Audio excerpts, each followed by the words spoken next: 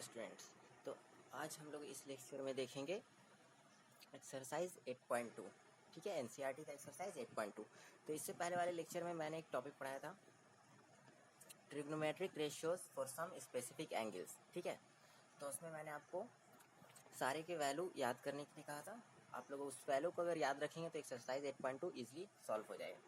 तो पिछले लेक्चर में हमने देख लेता हूँ, एक बार वैल्यू दिखा देता हूँ आप लोगों को कि ये वैल्यू मैंने टेबल में समराइज कर लिया। ठीक है, तो ये वैल्यू सब कैसे आता है ये मैं पिछले लेक्चर में बता चुका हूँ। अगर आप लोगों ने नहीं देखा है तो आप पहले पिछला लेक्चर देख लें ताकि आसानी से इस वाला एक्सरसाइज 8.2 को समझ सकेंगे। ठीक है, लिंक मैं डिस्क्रिप्शन में दे दूंगा पिछला लेक्चर का। ठीक है, तो कैसे आता है ये सारा मैं पिछला लेक्चर में बता चुका हूँ, लेकिन इंपॉर्टेंट ये है कि आपको ये वैल्यू याद रखना है। ठीक है ना, उसको समझ लेना कि कैसे आया है, बट ये वैल्यू सारे याद रहने चाहिए आपको, ताकि आपको एक्सरसाइज 8.2 सॉल्व करने में कोई दिक्कत ना हो। ठीक है, तो चलिए अब हम लोग मूव ऑन करते हैं एक्सरसाइज 8.2 पे और सॉल्व करते हैं। तो देखते हैं पहले कि पहला क्वेश्चन क्या है। ठीक है, तो फर्स्ट क्वेश्चन मैंने यहाँ पे नोट डाउन कर लिया है। क्या कह रहा है, इवैल्यूएट द फॉलोइंग, और इसका पहला क्वेश्चन का पहला पार्ट क्या है, sine 60 into cos 30 plus sine 30 into cos 60, इसका इवैल्यूएशन करना है। ठीक है, तो हमने पहले ही कहा था कि आपको सारे स्पेसिफिक एंगल्स जो है उनका ट्रिग्नोमेट्रिक रेशियो सारा याद होना चाहिए। तो चलिए एक बार आपको दिखा देते हैं फिर से वो टेबल। ठीक है, देखिए साइन 0 का 0 होता है, 30 का 1/2। इस तरह से हमको जिसका भी यूज़ होगा उसका हम लोग यूज़ कर लेंगे। ठीक है ना, तो इस टेबल को आपको याद करना होगा, इस वैल्यू को सारे को याद करना होगा ताकि आसानी से सॉल्व हो जाए। तो अब हम लोग क्वेश्चन पे आ जाते हैं, देखते हैं क्या है साइन 60। तो सीधा हम लोग साइन 60 का वैल्यू लिख लेते हैं। साइन 60 का वैल्यू हो जाता है आपको √3/2। ठीक है, और कॉस 30 डिग्री, कॉस 30 डिग्री का वैल्यू भी होता है √3/2। अगर आपको याद होगा तो आपको पता होगा। ठीक है, फिर साइन 30 का वैल्यू होता है 1/2। ठीक है, कॉस 60 का वैल्यू होता है 1/2। ठीक है, अब हम लोग इसको सॉल्व कर लेंगे, सीधा सिंप्लीफाई कर लेंगे। तो 2 इंटू 2 4 हो जाएगा। √3 इंटू √3 करेंगे तो √3 का स्क्वायर यानी कि 3 सिर्फ बचेगा। ठीक है, 3 हो जाएगा। ठीक है, और यहाँ हो जाएगा 1/4। ठीक है ना, तो अब देखिए 4 एलसीएम ले लीजिएगा तो यहाँ 3 + 1 4/4 हो जाएगा, यानी 1। ये 1 जो है हमारा आंसर आएगा। ठीक है, इस तरह से हम लोग दूसरा देखते हैं, क्वेश्चन नंबर 1 का ही दूसरा पार्ट। ठीक है, क्या इवैल्यूएट करना है हमको, 2 tan square 45 plus cos square 30 degree minus sine square 60 degree. तो 2 tan स्क्वायर 45 क्या है, tan 45 का स्क्वायर, tan 45 का जो वैल्यू होता है उसका स्क्वायर लिखेंगे। ठीक है ना, तो हम लोग लिख लेते हैं, हम लोग को वैल्यू याद होना चाहिए, सीधा डायरेक्ट वैल्यू पुट कर ले रहे। 2 tan 45 का वैल्यू होता है 1 और tan स्क्वायर 45 इसलिए 1 का square plus cos square 30 degree है। ठीक है ना, तो कॉस 30 डिग्री का वैल्यू होता है √3/2। कॉस स्क्वायर 30 डिग्री है इसलिए √3/2 का स्क्वायर कर लेंगे।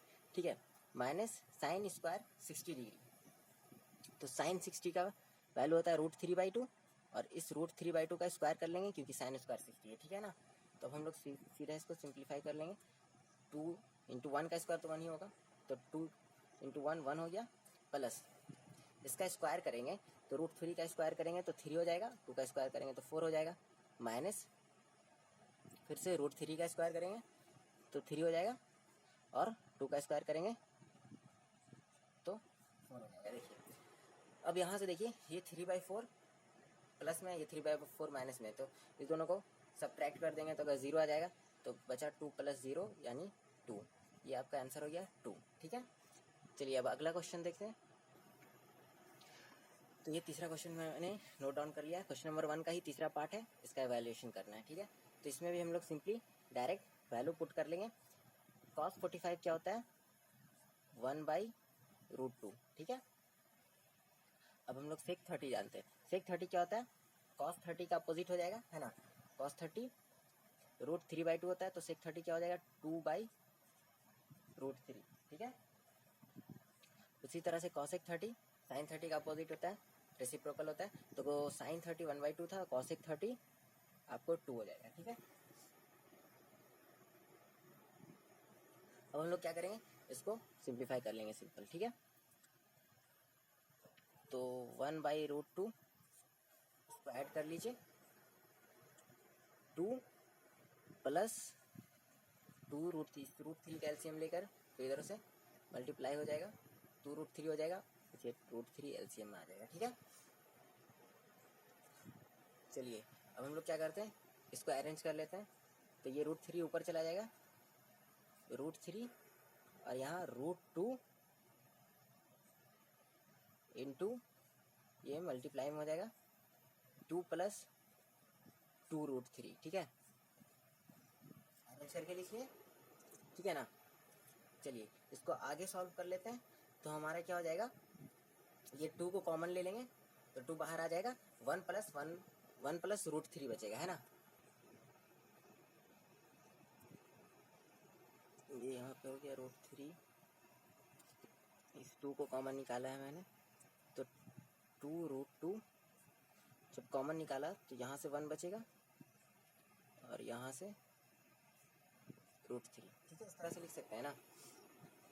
अभी देखिए ये डिनोमिनेटर में क्या है, 1 प्लस √3 है, ठीक है। तो 1 प्लस √3 इरेशनल होता है, तो इसका रेशनलाइज कर लेते हैं, ठीक है। जब भी डिनोमिनेटर में कोई इरेशनल नंबर होता है तो बेटर होता है कि हम लोग उसको रेशनलाइज करके लिख लें, ठीक है। चलिए तो रेशनलाइज कर लेते हैं। तो रेशनलाइज करने अगर आपको आता होगा तो पता होगा कि 1 प्लस √3 है, तो इसको 1 माइनस √3 से मल्टीप्लाई करेंगे। अगर 1 माइनस √3 रहता तो 1 प्लस √3 से मल्टीप्लाई करते हैं, ठीक है। तो हम यहाँ पे क्या कर लेते हैं, 1 माइनस √3 से मल्टीप्लाई कर लेते हैं, ठीक है ना। तो √3 इंटू √2 1 प्लस √3, इसको रेशनलाइज करने के लिए हमने क्या कहा, 1 माइनस √3 से दोनों साइड न्यूमरेटर और डिनोमिनेटर दोनों में मल्टीप्लाई कर दिया। आपको पता होगा कि न्यूमरेटर और डिनोमिनेटर दोनों में सेम नंबर से मल्टीप्लाई करने पे कोई फ्रैक्शन में चेंजिंग नहीं आता, इसलिए हमने दोनों साइड सेम नंबर से मल्टीप्लाई कर लिया। अब देखिए ये a plus b into a minus b के फॉर्म में है।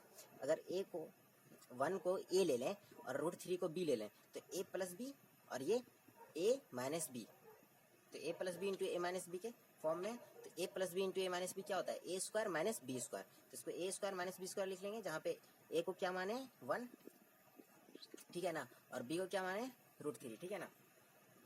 1 को a और √3 को b मान लिए, ठीक है। तो a square minus b square कर लेते हैं और ऊपर वाले को सिंपली मल्टीप्लाई कर लेंगे, ठीक है ना। तो चलिए हम लोग आते हैं 4 नंबर क्वेश्चन पहले से लिख लिया हूँ मैं, छोड़िए इसको भी, पहले आगे बनाते हैं, पहले इसको देखते हैं, ठीक है ना। इसको आगे बनाएंगे तो √3 1 से मल्टीप्लाई हुआ तो √3 हो गया, माइनस √3 इंटू √3 मल्टीप्लाई होगा तो 3 बचेगा अपॉन, अब देखिए 2√2 a का स्क्वायर यानी 1 का स्क्वायर माइनस √3 का स्क्वायर, ठीक है। a square minus b square हो गया, 1 का स्क्वायर 1 ही होता है, तो पहले इसका स्क्वायर लिख लेते हैं, आगे में लिख लेंगे बाद में। √3 माइनस 3, 2√2 1 माइनस √3 का स्क्वायर करेंगे तो 3 हो जाएगा, 1 माइनस 3, ठीक है। अब देखिए 1 माइनस 3 बड़ा है ना, तो ये 1 माइनस 3 कितना हो जाएगा, -2 आ जाएगा, ठीक है, -2 आ जाएगा। तो एक काम करते हैं हम लोग कि यहाँ से भी माइनस कॉमन ले लेते हैं, तो माइनस माइनस कैंसिल हो जाएगा ताकि नीचे माइनस ना रहे। इसके लिए देखिए एक स्टेप आपको अच्छे से करके दिखा देते हैं। ऊपर में भी माइनस कॉमन ले लिए 3, तो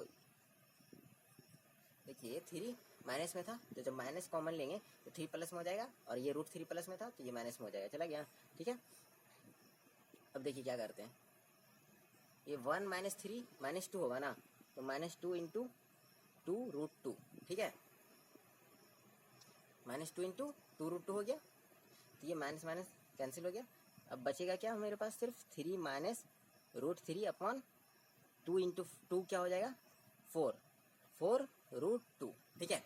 अभी फिर से √2 जो है इरेशनल है, तो डिनोमिनेटर में फिर से इरेशनल है, तो हम लोग फिर से इसको रेशनलाइज करेंगे। तो इसको रेशनलाइज करने के लिए क्या करेंगे, सिंपली दोनों साइड न्यूमरेटर और डिनोमिनेटर दोनों में √2 से मल्टीप्लाई कर देंगे, ठीक है ना, ताकि √2 इंटू √2 क्या हो जाएगा 2 बन जाएगा, ठीक है।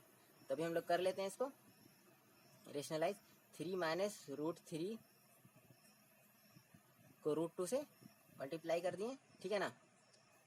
और वैसे ही 4 रूट 2 इंटू रूट 2, नीचे भी रूट 2 से मल्टीप्लाई कर दिए, ठीक है। तो ऊपर रूट 2 से मल्टीप्लाई हुआ है तो क्या हो जाएगा, इसको एक बार 3 से करेंगे तो 3 रूट 2 हो जाएगा, माइनस रूट 2 इंटू रूट 3, तो दोनों रूट में है। तो इसको देखिए, आपको पता है, यहाँ पे बता देते हैं कि अगर रूट ए इंटू रूट बी करते हैं, तो जहाँ पे ए कोई नंबर है और बी भी कोई नंबर है, दोनों स्क्वायर रूट के अंदर है, तो सिंपली एक स्क्वायर रूट के अंदर ए इंटू बी कर देते हैं ना। तो उसी हिसाब से हम लोग रूट 3 इंटू रूट 2 को मल्टीप्लाई करेंगे तो रूट 3 इंटू 2 यानी 6 हो जाएगा, है ना, ठीक है। अब 4 इंटू रूट 2 क्या हो जाएगा, 2 हो जाएगा, यानी 4 इंटू 2 8 हो जाएगा, ठीक है।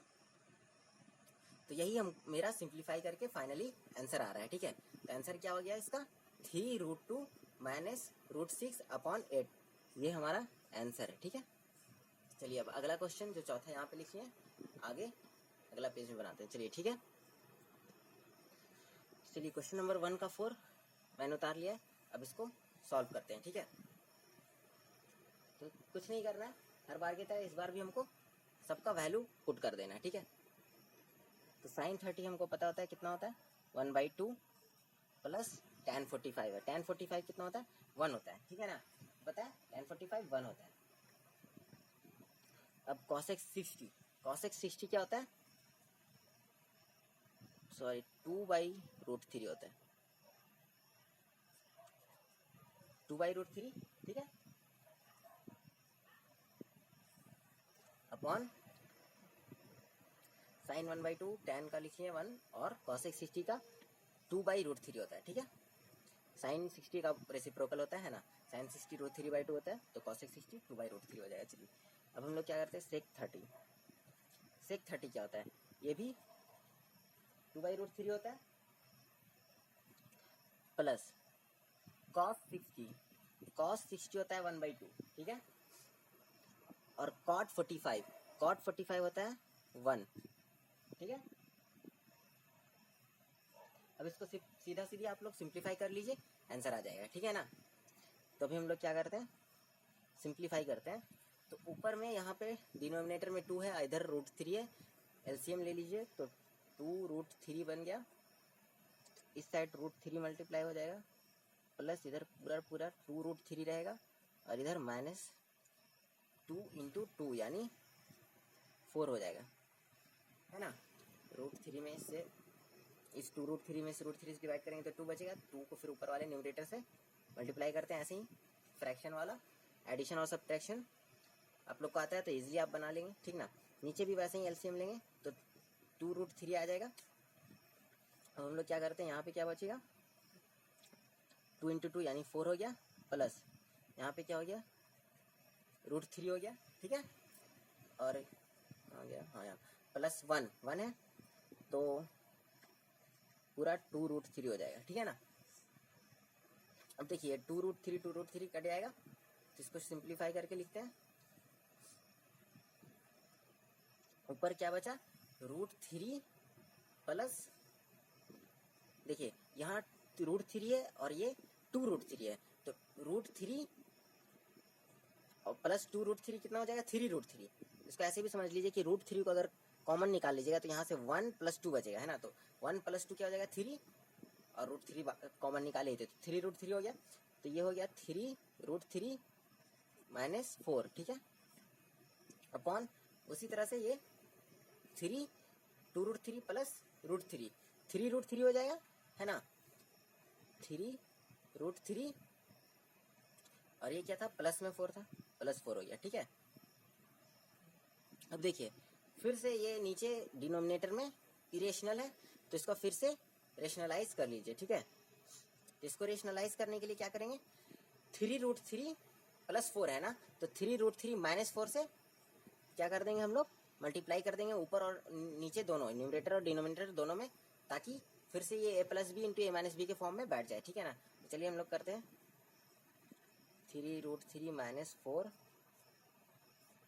अपॉन 3√3 + 4, ये तो पहले से था, इसको मल्टीप्लाई कर दिए 3√3 - 4 से, न्यूमरेटर में भी और डिनोमिनेटर में भी यही सेम नंबर से 3√3 माइनस 4 से, ठीक है। नीचे वाला देखिए a plus b into a minus b के फॉर्म में बैठ गया है, ठीक है ना, जहाँ पे 3√3 को ही मान लीजिए और 4 को भी मान लीजिए, ठीक है। तो क्या हो जाएगा, उसको मल्टीप्लाई करेंगे तो a square minus b square हो जाएगा। तो a स्क्वायर यानी a की जगह पे 3√3 का स्क्वायर और b की जगह पे 4 का स्क्वायर, ठीक है ना। तो ऐसे कर लेते हैं। अब देखिए ये दोनों सेम है, 3√3 माइनस 4, 3√3 माइनस 4, तो ये क्या हो जाएगा 3√3 माइनस 4 का होल स्क्वायर हो जाएगा, है ना।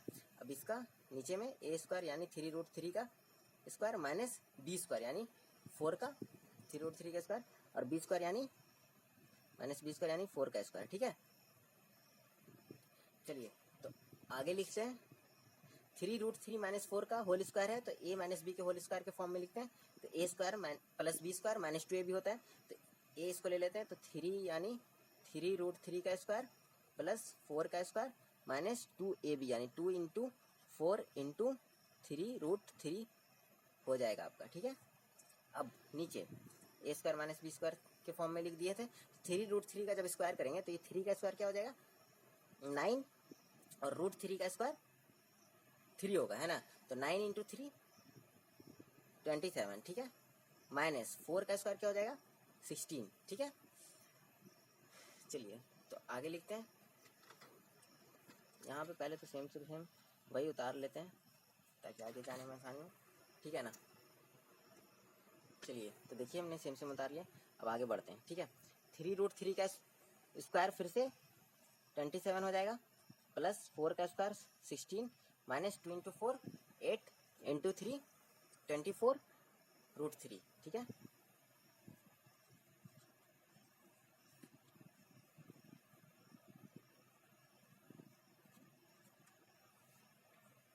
ठीक है, चलिए 27 प्लस 16 करेंगे तो कितना आ जाएगा 43 माइनस 24√3 अपॉन 11, यही हमारा आंसर हो गया। और एक बात कि आप लोग एनसीईआरटी के साथ साथ कोई और बुक भी सॉल्व करिएगा ताकि उसमें नंबर ऑफ क्वेश्चंस ज़्यादा होगा तो ज़्यादा प्रैक्टिस आप लोग को हो जाएगी, क्योंकि एनसीईआरटी में क्वेश्चंस काफ़ी अच्छे रहते हैं बट नंबर ऑफ क्वेश्चंस थोड़े कम होते हैं, ठीक है। तो प्रैक्टिस थोड़े कम होंगे और भी उसमें से भी किसी भी बुक से या कहीं से भी कोई डाउट आपको आएगा तो कमेंट में ज़रूर पूछ लेना, ठीक है। चलिए अब लास्ट पाँचवा जो एक क्वेश्चन है उस पर मूव ऑन करते हैं, ठीक है। देखिए पहला का लास्ट पाँचवा क्वेश्चन जो है वो हमने उतार लिया, अब इसको सॉल्व करते हैं, ठीक है। यहाँ एक चीज़ बताते हैं, अगला लेक्चर में हम लोग पढ़ेंगे ट्रिग्नोमेट्रिक आइडेंटिटी, इसके अगले लेक्चर में, ठीक है ना।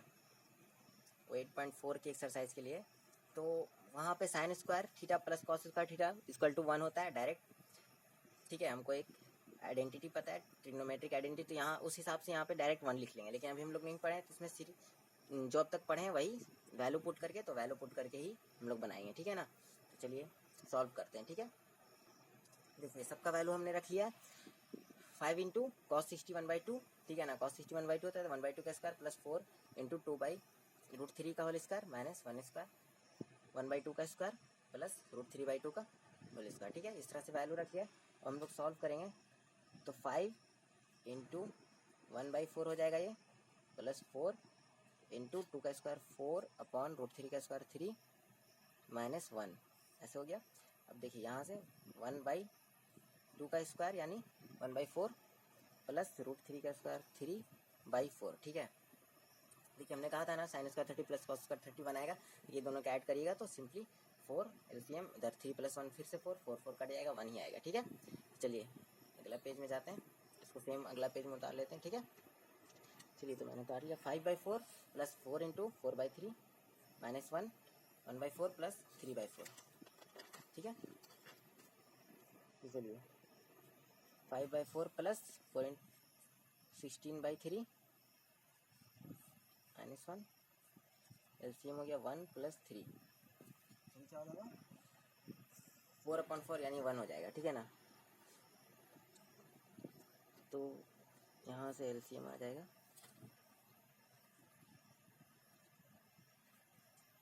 प्लस -12, ये लिख लिया हमने, 4/4 यानी 1 हो जाएगा। ठीक है, तो डिनोमिनेटर में 1 है तो इसको छोड़ देते हैं हम लोग, क्योंकि 1 से डिवाइड करेंगे तो सेम नंबर आता है। ठीक है ना, तो 15 + 64 - 12 इज इक्वल टू 67 आएगा। ठीक है, तो 67/12 यही हमारा आंसर हो गया। ठीक है, चलिए अब हम लोग क्वेश्चन नंबर 2 की तरफ चलते हैं। देखिए क्वेश्चन नंबर 2 हमने उतार लिया, choose the correct option and justify your choice. 2 tan 30 degree upon 1 + tan square 30 degree दिया हुआ है। ठीक है, तो हमको बताना है कि इसमें से कौन सा ऑप्शन सही होगा और हमको आंसर का जस्टिफिकेशन देना है।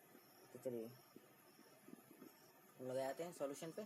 कुछ नहीं करना है, सिर्फ वैल्यू पुट कर देना है। ठीक है, तो क्या हो जाएगा, 2 × tan 30 होता है 1/√3 अपॉन 1 + tan स्क्वायर 30 है तो 1/√3 का स्क्वायर। ठीक है ना, तो क्या हो जाएगा, 2/√3 इधर 1 + 1/√3 का स्क्वायर 3 हो जाएगा। ठीक है, तो इसको ऐड कर देंगे तो 3 + 1 4/3 हो जाएगा। 2√3 अपॉन 4/3। ठीक है, ये √3 है। चलिए आगे बढ़ते हैं। चलिए तो 2√3 अपॉन 4/√3 2/√3 अपॉन 4/3 आया, तो इसको अरेंज करके लिखेंगे तो 2 × 3 अपॉन 4√3 हो जाएगा। ठीक है, यानी 2 से डिवाइड लगेगा तो 3/2√3 हो जाएगा। ठीक है ना, तो अब देखिए फिर से डिनोमिनेटर में क्या है, इरेशनल, तो फिर से रेशनलाइजेशन कर लीजिए। तो रेशनलाइज करेंगे इसको, तो क्या करते हैं, √3 से दोनों साइड न्यूमरेटर और डिनोमिनेटर दोनों में मल्टीप्लाई कर देते हैं, तो ऊपर क्या बचेगा, 3√3 और नीचे 2 × √3 × √3 क्या हो जाएगा, 3। यहाँ देखिए 3 से 3 कैंसिल, तो बचा क्या आंसर में हमारा आया 3/√3/2। ठीक है, √3/2 आया। अब हम लोग ऑप्शन में आते हैं, देखते हैं क्या क्या ऑप्शन। तो हमारा इसको सॉल्व करके क्या आया था, √3/2, और ऑप्शन हमारा sin 60 है, cos 60 है, tan 60 है और sin 30 है। तो हमको पता है इसमें से कौन सा √3/2 के बराबर में होता है, तो sin 60 √3/2 के बराबर होता है। तो हम लोग कौन सा ऑप्शन चुनेंगे, तो ए करेक्ट ऑप्शन है। और क्यों चुनेंगे, क्योंकि जस्टिफिकेशन में क्या लिखना है, क्योंकि इतना का वैल्यू आया √3/2 के बराबर। ठीक है ना, और हम लोग जानते हैं कि sin 60 भी √3/2 होता है, इसलिए ऑप्शन ए हमारा करेक्ट हो गया। ठीक है, देखिए तो क्वेश्चन नंबर 2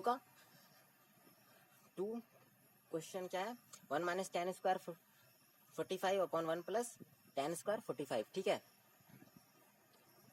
तो tan 45 का हमको वैल्यू पता है, उसी को सीधा पुट कर लेते हैं यहाँ पे। 1 - tan स्क्वायर 45 है, तो tan 45 क्या होता है 1, तो tan स्क्वायर है तो 1 का स्क्वायर। ठीक है, 1 + फिर से tan स्क्वायर 45 है तो 1 का स्क्वायर। ठीक है, 1 का स्क्वायर क्या होता है 1 ही होता है, 1 - 1 अपॉन 1 + 1 यानी 1 - 1 0/2, ये क्या होगा 0। ठीक है, किसी भी नंबर से 0 में डिवाइड करेंगे 0 आ जाएगा। ठीक है, तो हमारा आंसर कौन सा हो गया, ऑप्शन डी। ठीक है, देखिए हमने अगला क्वेश्चन लिख लिया है, क्वेश्चन नंबर 2 का 3। ठीक है, sin 2a = 2 sin a दिया हुआ है, इज ट्रू व्हेन a का वैल्यू क्या होगा, तो ये वाला इक्वेशन ट्रू होगा, sin 2a = 2 sin a होगा। a क्या होगा, 0 डिग्री होगा या 30 डिग्री होगा या 45 या 60। ठीक है, तो एक तो तरीका है कि आप सिंपली इसमें एक एक बार करके वैल्यू रखकर देखते जाइए क्या क्या आ रहा है। ठीक है ना, 30 रखिए, 45 रखिए, 60 रखिए, 0 रखिए, और देखिए कि इसको सेटिस्फाई कर रहा है कि नहीं। ठीक है, समझ गए, तो हम क्या करते हैं 0 रखते हैं, एक की जगह पे 0 रख देते हैं, तो sin 2 × 0 let a = 0, sin 2 × 0 degree बराबर क्या आएगा, sin 2 × 0 0 ही होगा, 0 डिग्री, और sin 0 डिग्री का वैल्यू क्या होता है 0। ठीक है, ये LHS हो गया। ठीक है, RHS क्या था 2 sin a, तो a की जगह पे हम क्या ले लिए हैं 0 डिग्री, ठीक है ना। तो 2 साइन 0 क्या होता है 0, तो 2 इंटू 0 फिर से 0। यहाँ देख रहे हैं LHS बराबर RHS आ जा रहा है,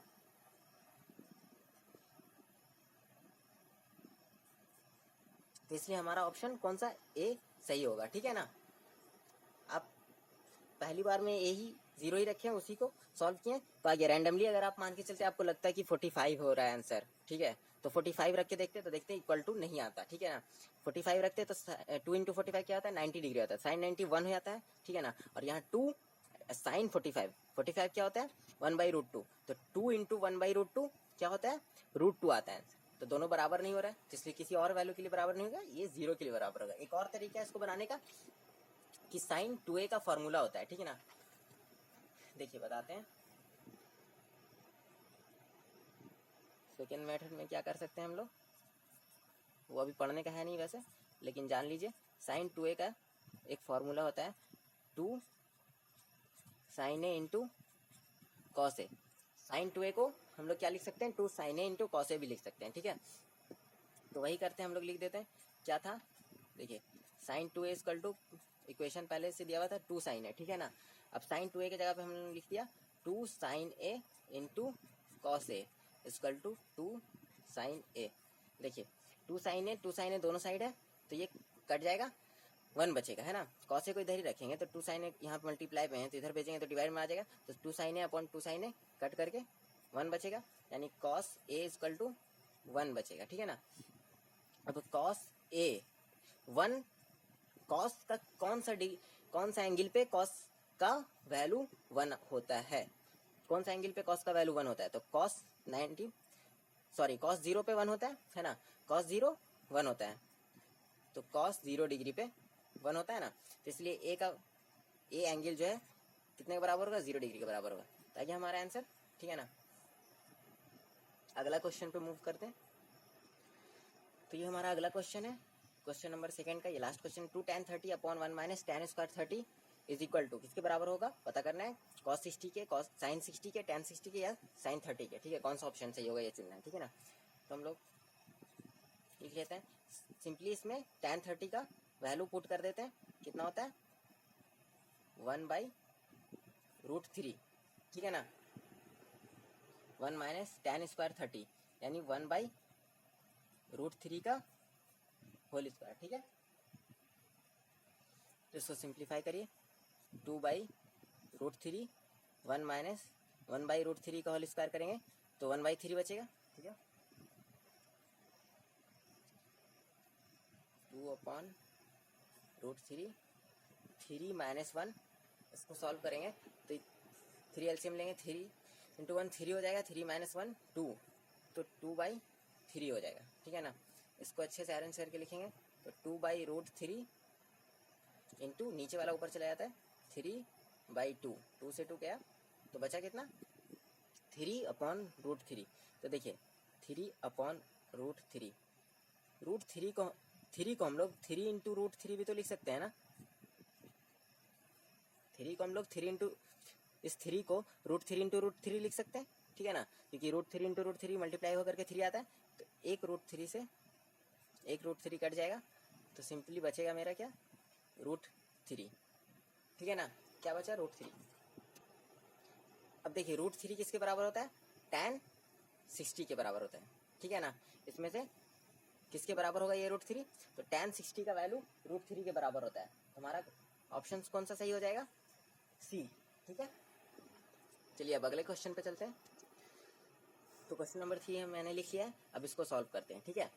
दिया हुआ है tan a plus b equal to √3 and tan a minus b equal to 1/√3, जहाँ पे a प्लस बी जो है 0 डिग्री से बड़ा है और 90 डिग्री के छोटा या उसके बराबर हो सकता है, ठीक है ना। a plus B is greater than 0 degree and less than equal to 90 degree, ठीक है। And a is greater than b, find a and b।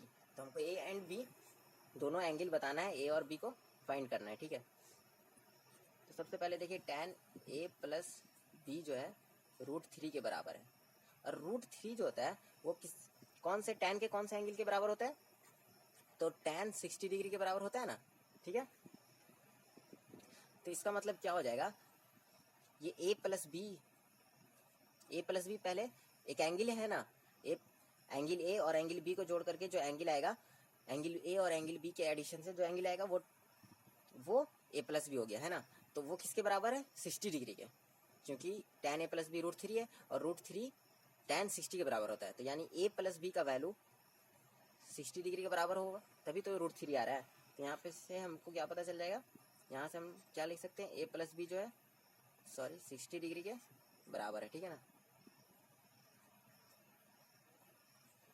वैसे ही हम लोग का एक और रिलेशन क्या दिया हुआ है, tan a minus b equal to 1/√3, ठीक है।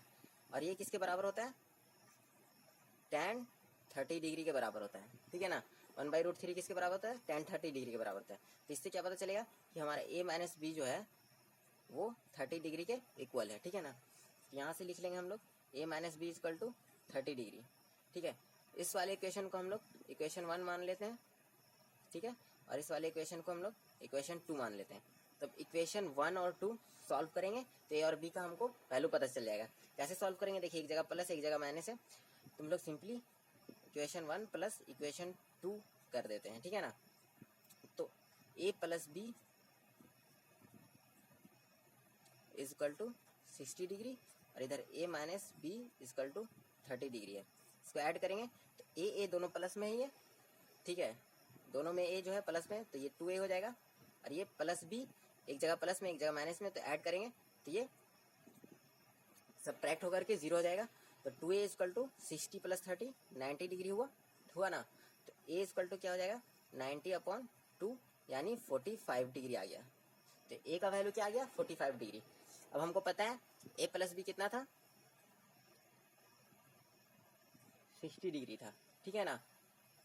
तो b यहाँ से क्या आ जाएगा, 60 डिग्री माइनस a, b को निकालेंगे इधर, तो इधर a प्लस में है तो 60 माइनस इधर जाएगा तो 60 माइनस ए हो जाएगा, यानी 60 डिग्री माइनस 45 डिग्री, ठीक है, जो कि किसके बराबर आएगा, 15 डिग्री के। तो हमारा आंसर क्या हो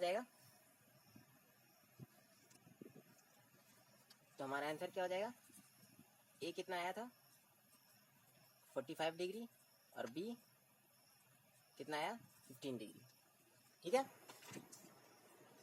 देखिए a 45 डिग्री और यहाँ से b कैलकुलेट किए 15 डिग्री, a 45 डिग्री हो गया, b 15 डिग्री हो गया, तो यही हमारा आंसर है।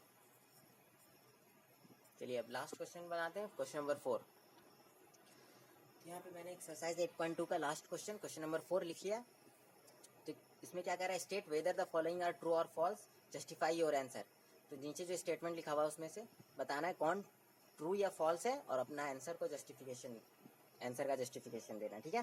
तो चलिए पहला में क्या लिखा हुआ है, sine a plus b equal to sine a plus sine b, क्या ये सही है, तो ये फॉल्स है, ठीक है। कैसे, जैसे देखिए बता देते हैं, a इक्वल टू आप ले लीजिए 30 डिग्री और b इक्वल टू ले लीजिए 60 डिग्री, ठीक है। तो sine a plus b equal to क्या हो जाएगा, sine 30 degree plus 60 degree equal to sine 90 degree equal to क्या हो गया 1, ठीक है ना। और sine a plus sine b अगर करेंगे तो वो क्या हो जाएगा, साइन a यानी साइन 30 डिग्री, साइन 30 डिग्री का वैल्यू पता है 1/2 और साइन 60, साइन b यानी b क्या ले लिए हम लोग यहाँ पे 60 डिग्री, तो साइन b इक्वल टू क्या हो जाएगा, साइन 60 का भी वैल्यू पता है √3/2। अब इस दोनों को ऐड करेंगे हम तो 1 प्लस √3/2 आ जाएगा, जो कि 1 के बराबर नहीं आ रहा, तो एक दूसरे के बराबर नहीं है, तो ये फॉल्स हो जाएगा, पहला स्टेटमेंट फॉल्स हो जाएगा, ठीक है ना। अब the value of sine theta increases as theta increases, ठीक है। तो देखिए साइन 0 क्या होता है, 0 होता है, साइन 0 डिग्री 0 होता है, साइन 30 डिग्री 1/2 होता है, साइन 45 डिग्री क्या होता है 1/√2 होता है, वैसे ही साइन 60 डिग्री क्या होता है √3/2 होता है, और फाइनली साइन 90 डिग्री क्या होता है 1 होता है। तो अब जब देखिएगा 0 से बड़ा है 1/2, 1/2 से बड़ा है 1/√2 और उससे बड़ा है √3/2, और उससे बड़ा है 1। तो आप देख रहे हैं जैसे जैसे एंगल बढ़ रहा है, 0 से 30 गया, 30 से 45, 45 से 60, 60 से 90, वैसे वैसे साइन का भी वैल्यू बढ़ता जा रहा है, ठीक है ना। तो ये स्टेटमेंट हमारा क्या हो गया, ट्रू हो गया, ठीक है। वैसे आगे चल के आप लोग पढ़िएगा 11th में कि साइन का वैल्यू जो है हमेशा बढ़ता ही नहीं रहता है, ठीक है, आगे चल के फिर घटता भी है। 90 डिग्री के बाद आप मूव ऑन करिएगा तो 90 डिग्री से 180 डिग्री तक घटता जाएगा साइन का वैल्यू, ठीक है ना। तो फिलहाल हमको अभी वो पढ़ना नहीं है, तो ये सब बाद में देखेंगे। अभी फिलहाल हमको 0 से 90 डिग्री तक के बीच का ही पढ़ना था। तो उस हिसाब से थीटा का वैल्यू जब बढ़ेगा तो साइन का भी वैल्यू बढ़ेगा, ठीक है। चलिए अब तीसरा स्टेटमेंट देखते हैं क्या है। The value of cos theta increases as theta increases. क्या कह रहा है कि कॉस थीटा का वैल्यू इंक्रीज करेगा जब थीटा इंक्रीज करता है। तो सही है कि गलत है, तो ये फॉल्स हो जाएगा। देखिए अभी हम लोग देखते हैं कॉस थीटा का जितना वैल्यू पता है लिख लेते हैं, ठीक है, फिर बताते हैं। देखिए कॉस 0 1 होता है, कॉस 30 √3/2, कॉस 45 1/√2। तो 1 से ये छोटा है √3/2, ठीक है ना, और √3/2 से 1/√2 छोटा है, ठीक है। तो देख रहे थीटा का वैल्यू जैसे जैसे बढ़ता जा रहा है, 0 से 30 हुआ, 30 से 45 हुआ, तो कॉस थीटा का वैल्यू क्या है, घटता जा रहा है, डिक्रीजेस, ठीक है ना। Cos theta decreases as theta increases, ठीक है। तो हमारा ये वाला स्टेटमेंट क्या हो जाएगा, फॉल्स हो जाएगा। यहाँ पे इंक्रीज लिख रहा है, इंक्रीज नहीं होता है, डिक्रीज करता है, ठीक है। अब देखिए sine theta equal to cos theta for all values of theta. क्या ऐसा सही है, नहीं, बिल्कुल नहीं सही। अगर थीटा 0 ले लीजिएगा तो साइन 0 आपको क्या होता है 0, कॉस 0 1 होता है, तो 0 और 1 बराबर है, नहीं है। तो sine theta equal to cos theta हर एक वैल्यू ऑफ थीटा के लिए नहीं होगा, ठीक है ना। तो ये भी फॉल्स हो गया। अब हम लोग देखते हैं cot a is not defined for a equal to 0। तो कॉट ए देख लेते हैं हम लोग, cot a for a equal to 0, यानी ए की जगह पे 0 लेंगे तो कॉट 0 हो जाएगा। और कॉट 0 हमको पता है कॉस 0 अपॉन साइन 0 डिग्री होता है ना। तो कॉस 0 डिग्री का वैल्यू हमको पता है 1 होता है, साइन 0 डिग्री का वैल्यू हमको पता है 0 होता है। तो देखिए 1/0, ठीक है, 1/0 डिफाइंड है क्या, नहीं डिफाइंड है। 0 से किसी में डिवाइड नहीं ना लग सकता है, 0 से किसी में डिवाइड नहीं दे सकते, तो 1/0 नॉट डिफाइंड है, ये नॉट डिफाइंड हो जाएगा, यानी कॉट 0 नॉट डिफाइंड है, यानी ए इक्वल टू 0 डिग्री पे कॉट ए नहीं डिफाइंड है। तो यहाँ पे स्टेटमेंट क्या है, cot a is not defined for a equal to 0, ये ट्रू हो जाएगा। तो इस तरह से हमने एक्सरसाइज 8.2 का सारा क्वेश्चन सॉल्व कर लिया है। तो अगले लेक्चर में हम लोग आगे का कंसेप्ट देखेंगे, फिर उसके बाद एक्सरसाइज 8.3 सॉल्व करेंगे उसके अगले लेक्चर में। तो अगर आप लोग को वीडियो पसंद आया हो तो चैनल को सब्सक्राइब कर दीजिएगा और बेल आइकन को भी प्रेस कर दीजिएगा, ताकि जब भी नया लेक्चर अपलोड हो तो आप लोगों को पता चल जाए। और अपने जितने भी बैचमेट और जितने भी स्टूडेंट को जानते हैं उनको शेयर कर दीजिएगा video. Thank you so much.